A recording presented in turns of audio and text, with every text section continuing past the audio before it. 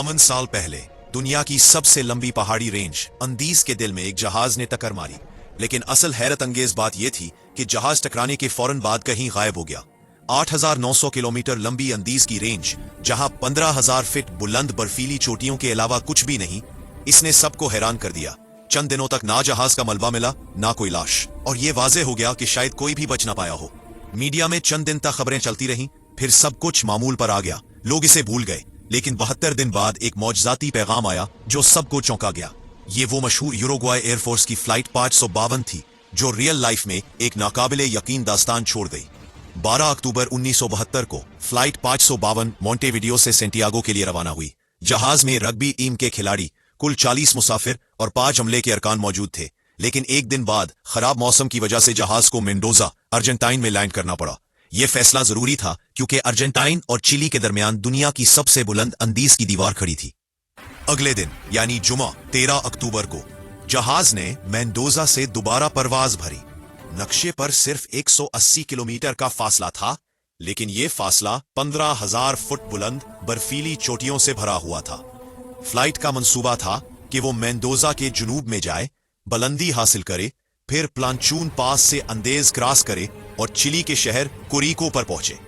Pilot को इस root पर 50 से ज्यादा परवाजों का तजर्बा था, इसलिए वो पूरे एतमाद था। परवाज के दौरान पायलट ने देखा कि एक मोटी बादल की तह जमीन को छुपा रही थी। उसने रडार और डेड रिकॉनिंग के जरिए अपनी जगह का अंदाजा लगाया, लेकिन हिसाब गलत था। पायलट ने समझा वो कोरिको के ऊपर है, लेकिन हकीकत में वो प्लांचून पास के ऊपर से गुजर रहा था। जहाज की ऊंचाई कम करने और दाएं मुड़ने के साथ वो पहाड़ से टकरा गया। जहाज के पिछले हिस्से ने टक्कर बर्दाश्त नहीं की और अलग हो गया, और बाकी फिजंज बर्फ में फिसलते हुए रुक गया। इस हादसे में 12 मुसाफिर फौरन हलाक हो गए और बाकी 33 शदीद जख्मी हुए। जहाज की बाकी मांदा मुसाफिरों ने इब्तदाई तौर पर अपने साथियों की लाशें बर्फ में दफन की और जहाज के मलबे और लग्जर्स को बंद किया ताकि सर्दी से बच सके। इन के पास महदूद खुराक थी, चॉकलेट, जाम, खुश्क मेवाजात और पानी। वक्त गुजरने के साथ खुराक खत्म हो गई और वो कपड़े और कुशन खाने पर मजबूर हो गए। ऐसी शदीद सूरत हाल में 17 दिन बाद उन्होंने इंसानी जिस्मानी तवानाई के लिए इंतहाई मुश्किल कदम उठाया। अपने हलाकशुदा साथियों के जिस्मानी हिस्सों को खाने का फैसला किया। ये फैसला उनकी बका के लिए लाजमी था।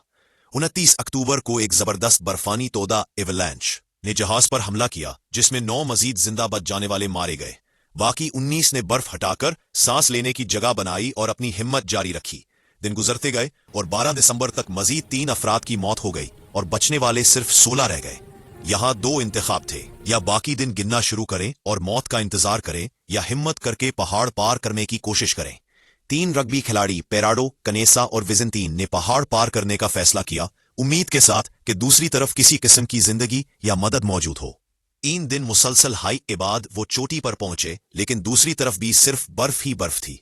खाने की कमी की वजह से एक शख्स वापस चला गया, लेकिन पिराडो और कनीसा ने हिम्मत ना हारी और मजीद 10 दिन और 61 किलोमीटर का सफर करके एक सब्ज वादी में पहुंचे।